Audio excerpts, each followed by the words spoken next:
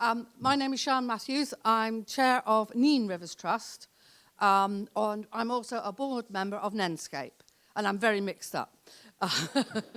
Now we're going to talk about the green and the blue ways and travel in the valley via these routes. So I'd like to invite up to join us Ian Bliss, who's from the Environment Agency. Sorry, Ian, my brain's just gone. Who's going to talk naturally about the blue ways, and Lucy Hawes, who's going to talk about the Greenway. And we also got with us Andrew from Nene Park somewhere. Nene Park, sorry, yes, of course, I'm in that part of the world, yes.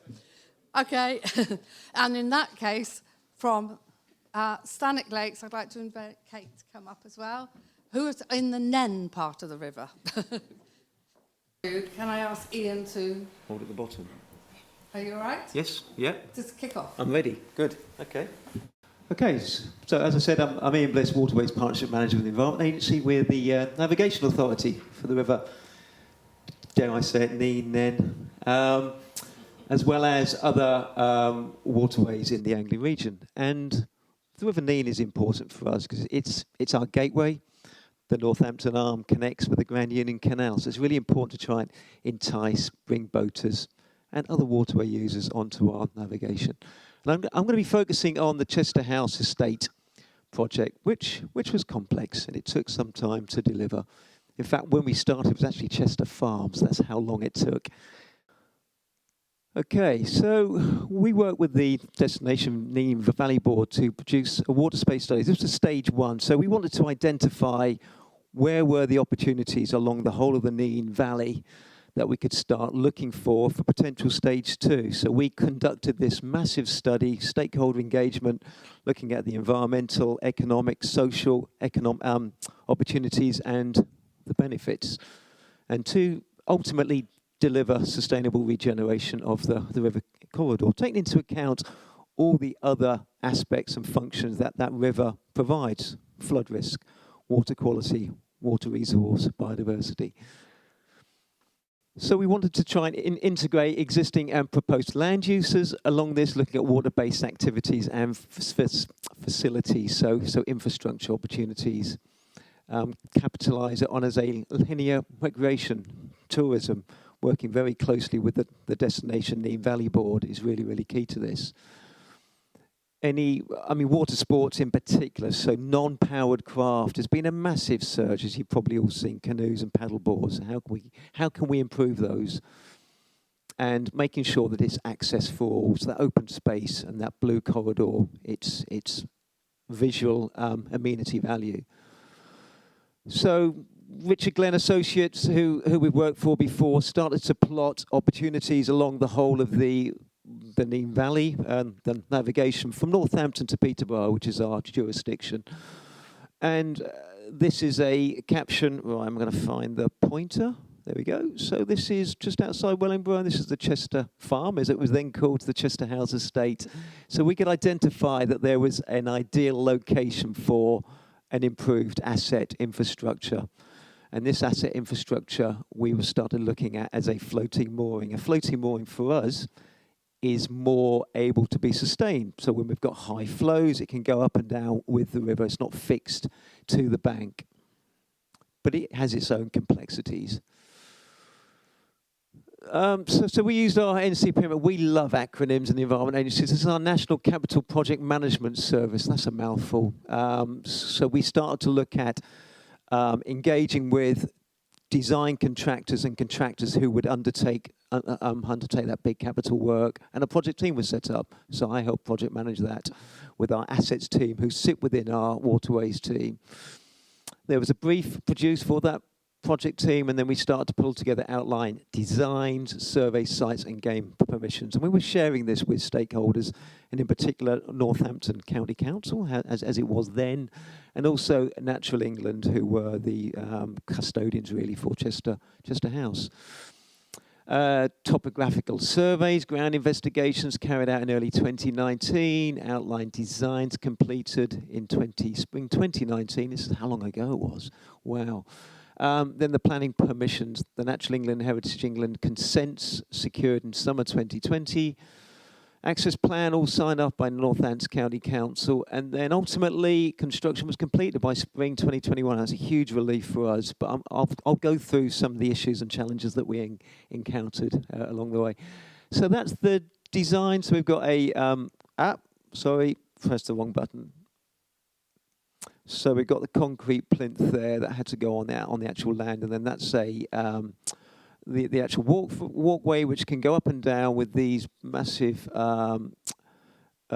pylons, which this floating platform sits on. So we've got quite a large structure there for a number of cruisers, narrow boats, and also a portage point for paddle sport canoers to get on and off.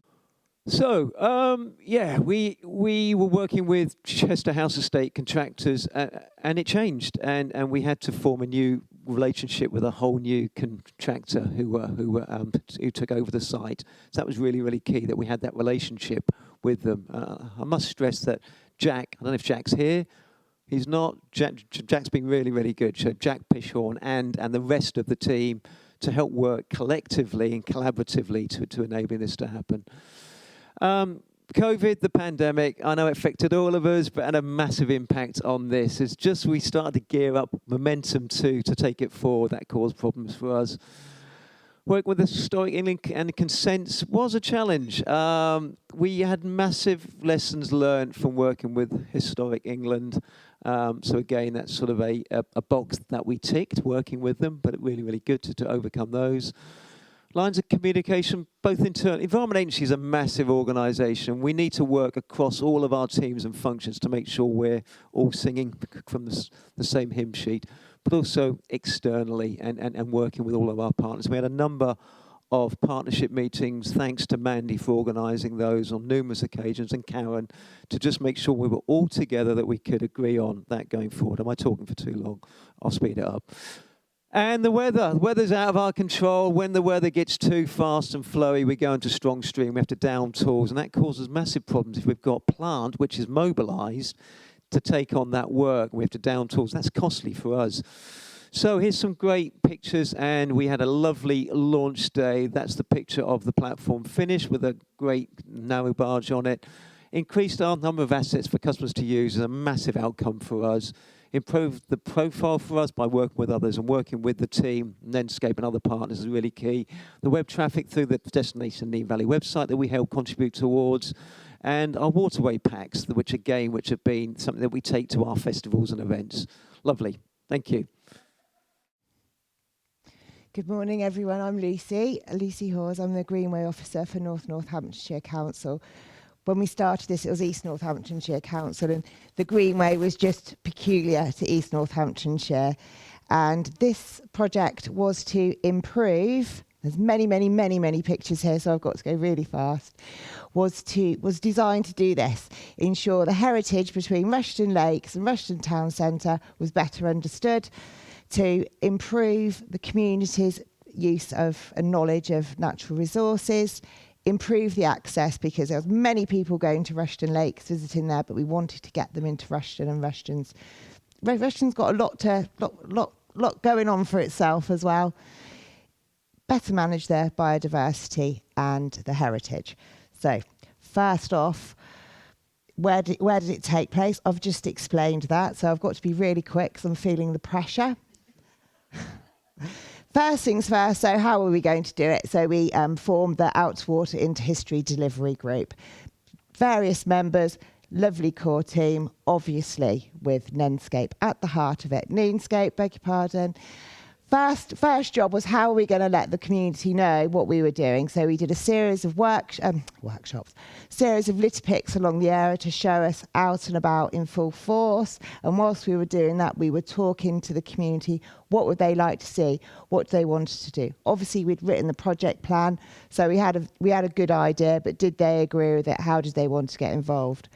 We also created a Facebook page, started from scratch. I'm pleased to say there's over 400 members on that now, called the Outwater into History. They talk about everything on there, whether the bin's overflowing, whether the robin's down there, whether the muntjac deer's down there.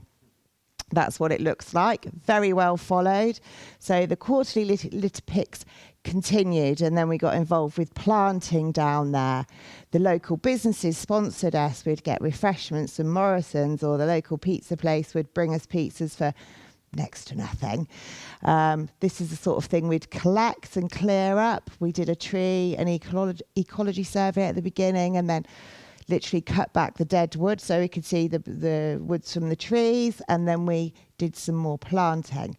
We improved the wayfinding so that people could see where they were going. We had a terrible old tunnel along the route, which was really grey and grim.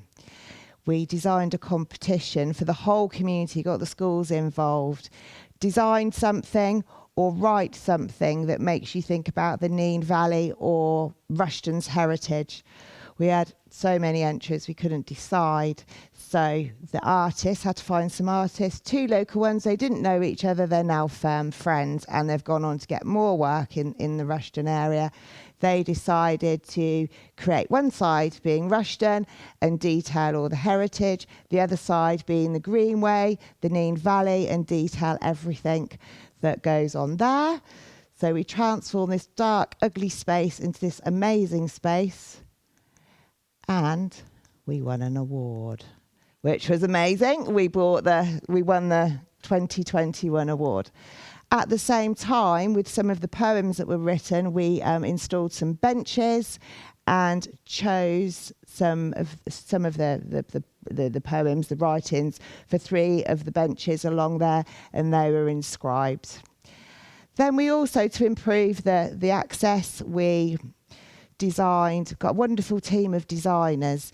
3 choices. There was a train track, a boot to represent Rushton's shoe and boot heritage. I can't think what the other one was. But anyway, through consultation, we asked the public what do they prefer, what would they like to see. So they chose a train track, and it says out to water one way. So if you follow that takes you out to the Nene Valley, into history, takes you into Rushton.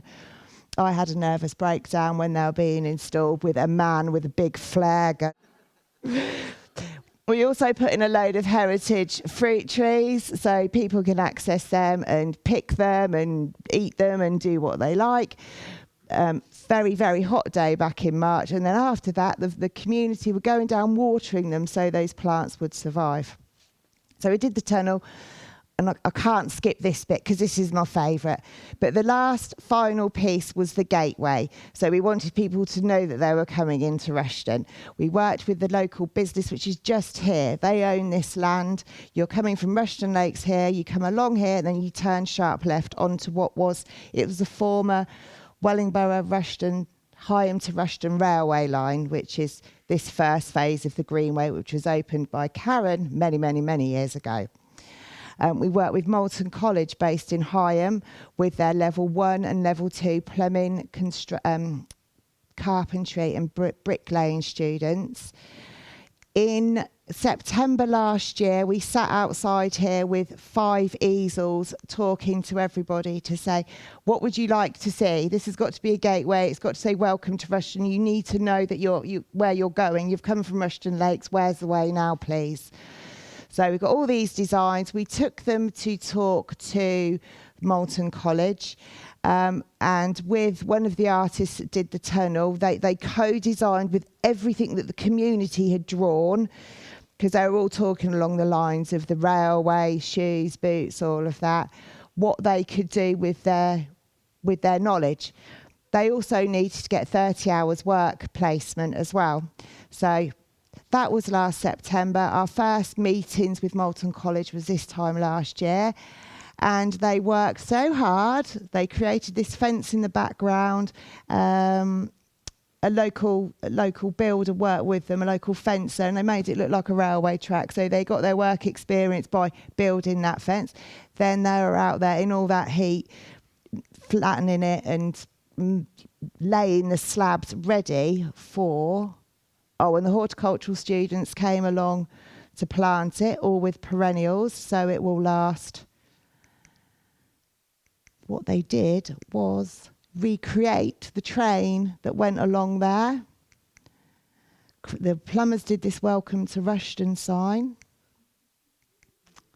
we had a wonderful time. There they all are, because they were then getting placements at work. So we had about 100 students at the beginning, 30 core ones, but by the end of it, because they'd gone off, you know, that was them. They came every day.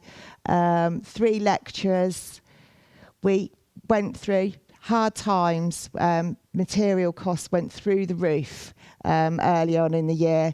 So nobody's stolen it yet, thank goodness. But that welcome to Rushden sounds like equivalent to a bag of gold. But this is a train that they built with wooden planters. The bricklayers did the brick planters, the carpenters did the fence, the plumbers did the welding from the funnel here that came from Rushden Historical Transport Museum. All the plants were locally sourced. Had to beg, borrow and steal gravel from Mick George. I was at the stage where I was actually crying in Travis Perkins one day because I didn't have enough budget. You've all been there, yeah. It wasn't one of my finest hours. Unfortunately, but she's very proud. One of our members of Out to Water into History, she sadly passed away, but she was instrumental in the Greenway. She was instrumental in Out to Water into History. Some members of the community suggested we name it after her. So we're very, very proud to have the gateway, which is now called the Peacock Express.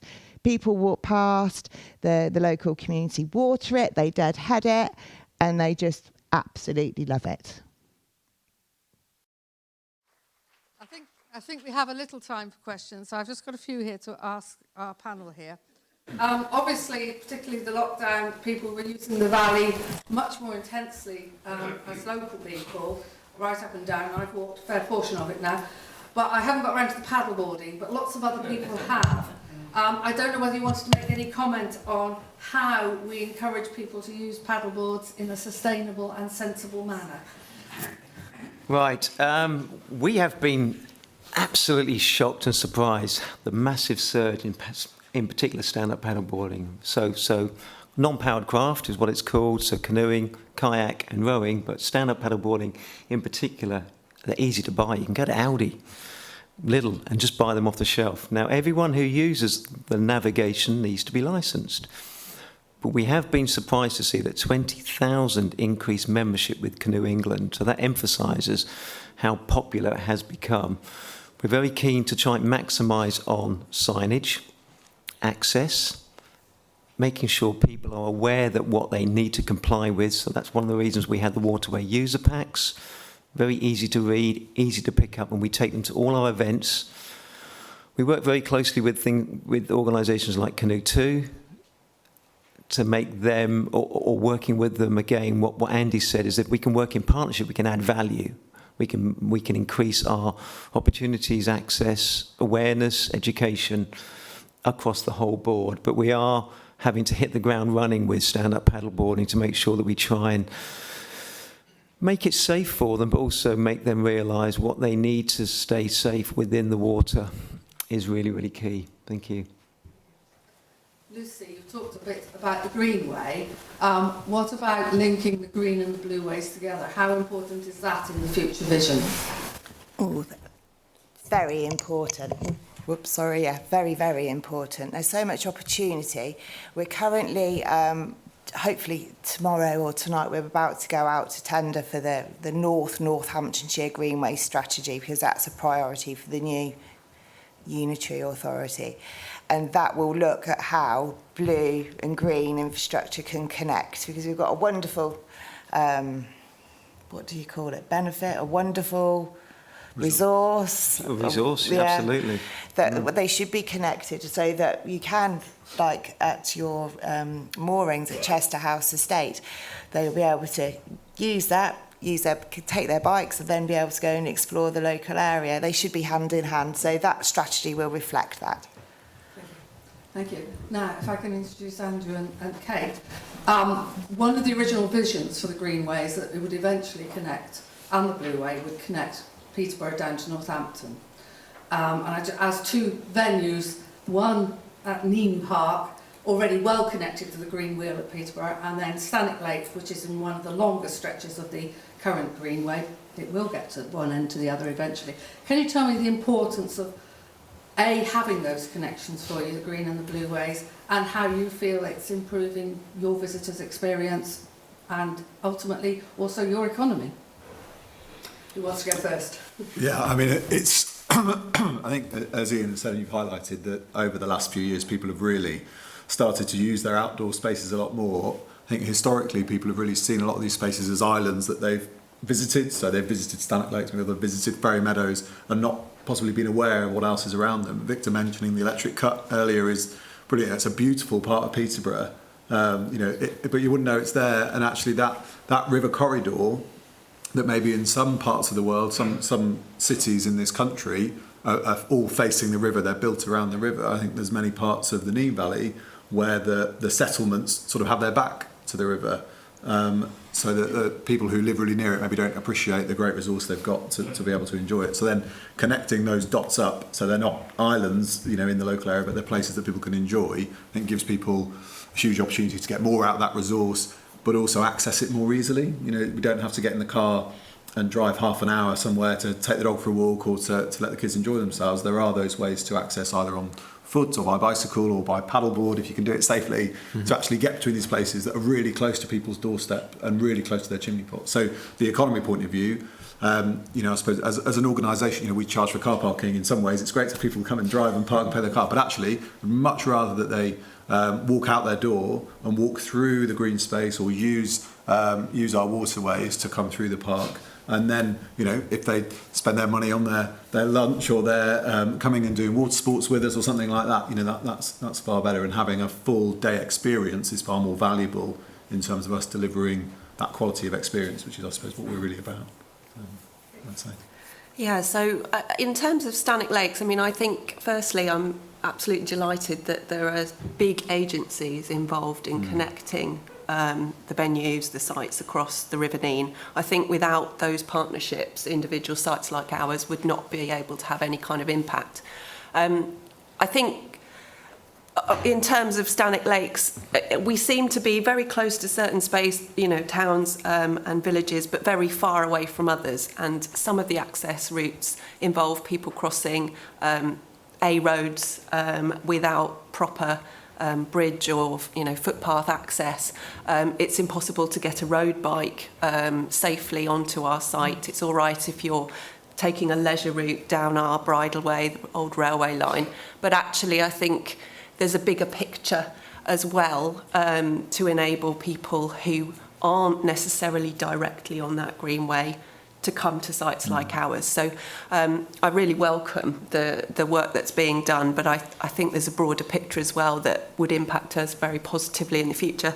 I did just want to say, and we haven't talked about it, I've only fairly recently joined Rockingham Forest Trust, but something that came up over the summer was how we dealt with horse riders, equestrians, and we did some consultation with the British Horse Society to open up access to our car parks for horse riders, to reinvigorate the signage on our site for them to access our bridleways safely. Many of you will know our car park is right by our visitor centre and our main play area, and actually we wanted to be able to get horse riders safely around a huge group of children onto the bridleways, and also provide access to a circular route so that they were safe and not, as our pedestrians and cyclists have to, crossing main arterial routes. So we did quite a lot of work with them, and it's proving popular, and we're really pleased that that's, we're able to combine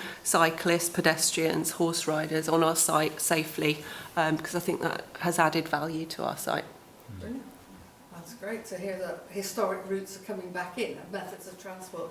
It's great to see your projects in action, and it's been lovely to see how that vision that I know started some 15 years ago, because I was in near the start of it, is now expanding, and that hopefully we're all going to be able to enjoy the valley in a green and sustainable way and get closer to nature on the water as well. So I thank our panellists. I'm not going to do questions now. You can see what they look like, so you can grab them in coffee. And then if anybody's got a burning question that they want to share after the break, we'll do that quickly before we go into the next session.